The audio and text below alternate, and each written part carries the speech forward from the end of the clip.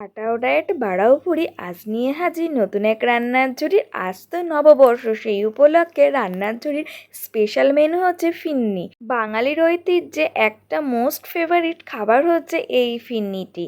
তো আজকে আমি কিন্তু পুরোপুরি নিজের মতন করে এই রেসিপিটি তৈরি করছি। আর এই রেসিপির জন্য মূল উপকরণ লাগবে আপনাদের দুধ, আর লাগবে বাসমতি চাল। তাই প্রথমে বাসমতি চালটাকে ভালো করে ধুয়ে নেব। আর আমি এখানে কিন্তু একবারই ধুয়ে নিয়েছি, বেশি ধুলে কিন্তু এর থেকে গন্ধটা চলে যাবে। ধুয়ে নিয়ে তারপরে জল দিয়ে আবার রেখে 10 মিনিটের জন্য ভিজিয়ে রেখে দেবো। এরপরে শুকনো আছে কয়েকটা এলাচ আমি ভালো করে গরম করে নিয়েছি, তারপরেই কিন্তু এটা আমি সুন্দর করে বেটে নেব। এরপরে একটা পাত্রে দুধ ও কিছু পরিমাণ কেশর ভিজিয়ে রেখে দিয়েছি, যাতে এটা সুন্দর করে কালার চলে আসে। এরপরে যে ভিজিয়ে রেখেছিলাম চালটা, সেটাকে সুন্দর করে ছেঁকে নেব এবং এটাকে শুকনো করতে রেখে দেব।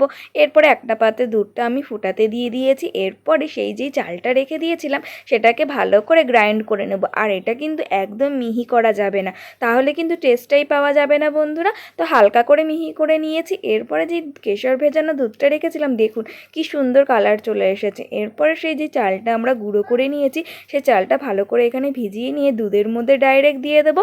আর দুধটা কিন্তু সুন্দর করে আমাদের ফুটে গেছে, তার মধ্যে দিয়ে দিয়েছি আমি একটু আমুল দুধ গুলে। এরপরে যে চালটা রেখেছিলাম সেই চালটা সুন্দর করে একটু নাড়াচাড়া করে নেব। আর যতক্ষণ না এটা থিকনেসটা চলে আসে, দেখুন ডবল কিন্তু ফুলে গেছে চালটা দেওয়ার পরে। এখানে দেখছি যে হ্যাঁ, আমাদের চালটা ভালো করে সেদ্ধ হয়ে গেছে।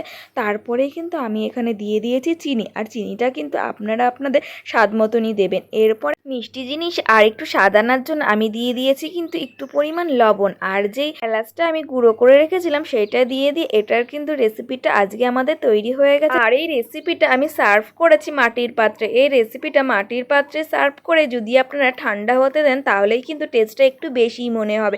আর যদি মাটির পাত্র না থাকেন, দেখুন আমি কয়েকটা মাটির মতন দেখতে কাপেও কিন্তু সার্ভ করে নিয়েছি। আর হ্যাঁ, এই রেসিপিটা কিন্তু ডাইরেক্ট খাওয়া যাবে না, প্রায় 12 ঘন্টার জন্য ফ্রিজে কিন্তু নর্মালে রেখে সেট করে নিতে হবে, তাহলে খেতে কিন্তু মারাত্মক লাগবে।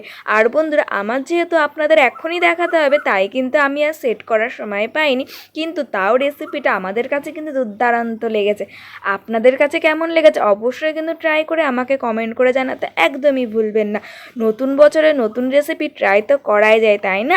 আর যা গরম পড়েছে, এই গরমে ঠান্ডা ঠান্ডা যে কোনো রেসিপি খেলেই তো মন প্রাণ একদম ভরেই যাবে। সেই রকম করে এই ঠান্ডা ঠান্ডা ফিরনিটি তো আপনাদের শেয়ার করতেই হবে। আর রেসিপি শেয়ার করে তো আমাকে জানাতে একদমই ভুলবেন না।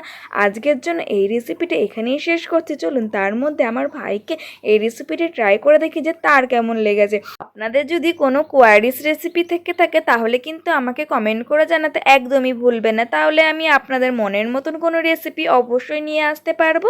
আজকের জন্য এইটুকুই, নতুন কোনো ভিডিওর সাথে আবার দেখাবে। টাটা।